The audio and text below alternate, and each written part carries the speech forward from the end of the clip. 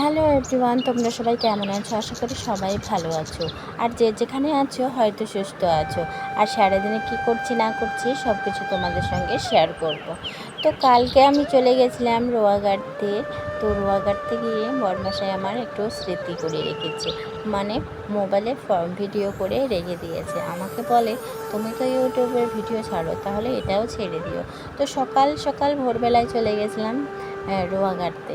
কালকে সকালের এটা।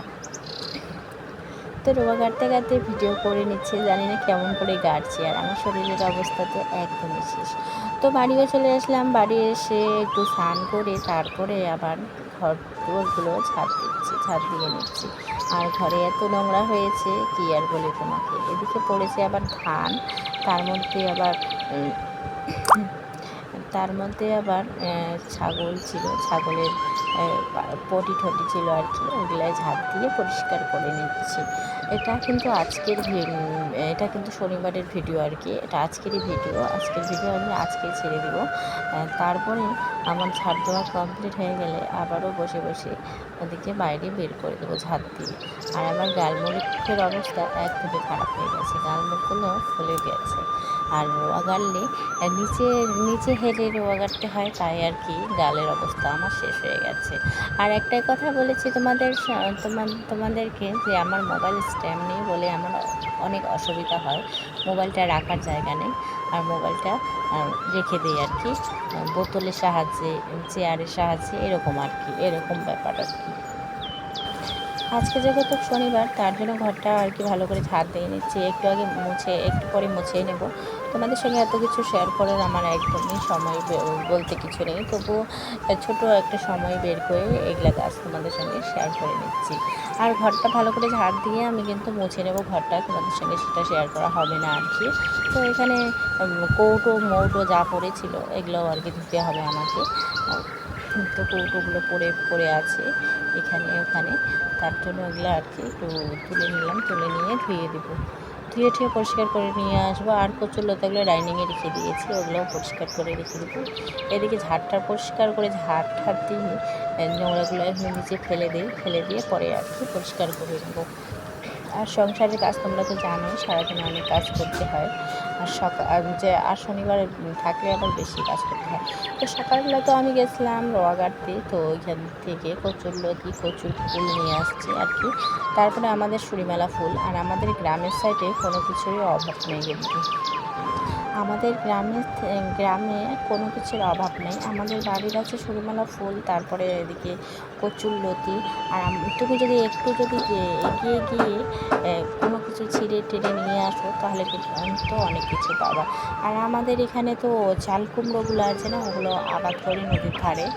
তো আজকে তো গাছগুলো কেটে দিয়েছিল, এক দুইটা আর কি চাল কুমড়ো ছিল, এক দুইটা করে চাল কুমড়ো ছিল ছোট ছোট। তো আমি তো যাইনি ওইদিকে, একটু নদীর পাশে হয়ে যায় আর কি, নদীর কিনারে, তার জন্য ওইভাবে চলে আসছি আমি। আর যাওয়ার চেষ্টা করিনি ওদিকে, কারণ ভালো মন্দ, তার মধ্যে আবার ঠাকুর ভূত এরকম থেকে থাকে আর কি, দুপুর সময় আর কি যেতে নেই।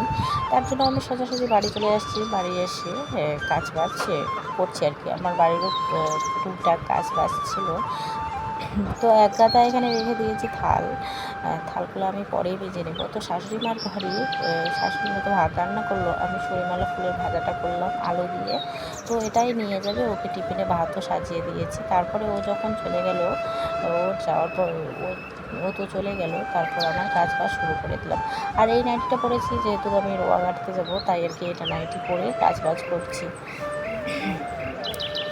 তো হাঁড়ি টাড়ি যা ছিল ওগুলো সব কিছু মাজা ঘষা করতে হবে। তো শনিবার যেহেতু আমাদের, তাই আর কি অনেক কাজ। আর লতিপতি এগুলো রান্না করব না, কারণ নিরামিষের দিনে যদি এগুলো রান্না করি ভালো লাগবে না আর কি।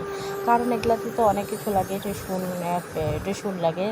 কচুর লতিতে বেশিরভাগই রেসুন যদি দাও তাহলে আর কি ভালো হয়। আর লঙ্কা দিয়ে যদি তুমি রান্না করো তাহলে স্বাদটা পাবা না। তার মধ্যে আবার যদি চাপা শুটকি মাছ যদি ওখানে দিয়ে দিই কচুর লতিতে, তাহলে কিন্তু আরও ভালো হয়। আর বাড়িতে তো মেয়ে কান্নাকাটি করছে। এখানে একবার প্যান নিয়ে আসছে, প্যান জামা, তারপর হলো একটা নিয়ে আসছে আবার একটা বাটি চামচ, এগুলো নিয়ে আসছে। আর এত অত্যাচার করে কি আর বলি তোমাদেরকে। এত অত্যাচার, আর বাচ্চা সামলিয়ে সব কিছু কাজ করতে হয়।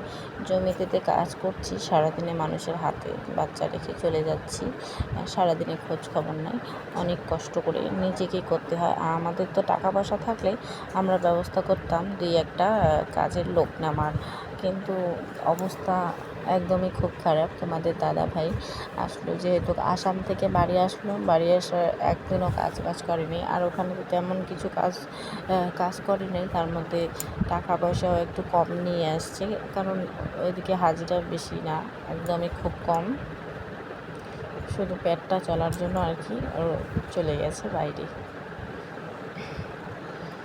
তারপরে শাশুড়িমা চলে আসলো গরু দিয়ে, তো আইসে আর কি একটা গামলাও নিয়ে আসলো, এগুলো মেজে দেবো পরে আর কি মাজবো, যখন আরেকবার বিচন তুলতে রোয়া কাটতে যাবো তখন আর কি আইসা মেজে দেবো। এখন যেহেতু সময় নেই, আর যত বেলা হবে তত রৌদ্র হবে বেশি বেশি করে, তার জন্য আর কি তাড়াহুড়ো করে আমি আমার কাজগুলো করে নিচ্ছি।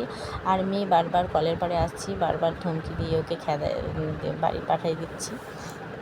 কী আর করি, মোবাইলটা রেখে তো চলে গেছিলাম বাড়িতে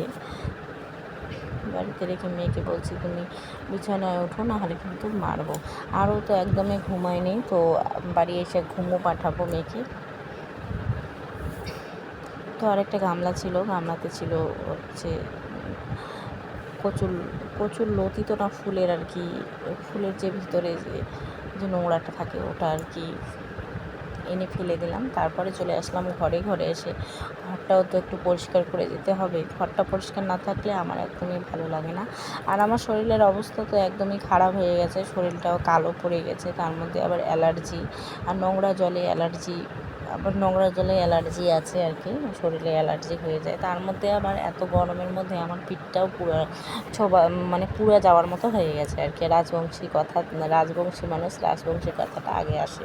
তারপরে বিছানাটাও আমি পরিষ্কার করে নিচ্ছি, এত বিছানা পরিষ্কার করছি তো এখান থেকে তো উঠছেই না, কী আর বলি, ছোটো বাচ্চা বোঝে না কিছু, তবুও তো মাঝে মধ্যে মারি আর কি, তুই একটা মারামারি করে, কি করব বোঝে না, তার মধ্যে আবার রাগও উঠে যায়। সব সময় তো সহ্য করার মতো আমরা মানুষ না আর কি, না হয় অনেকটা সহ্য করি, কিন্তু অত তো মারাও যায় না, ছোটো বাচ্চা।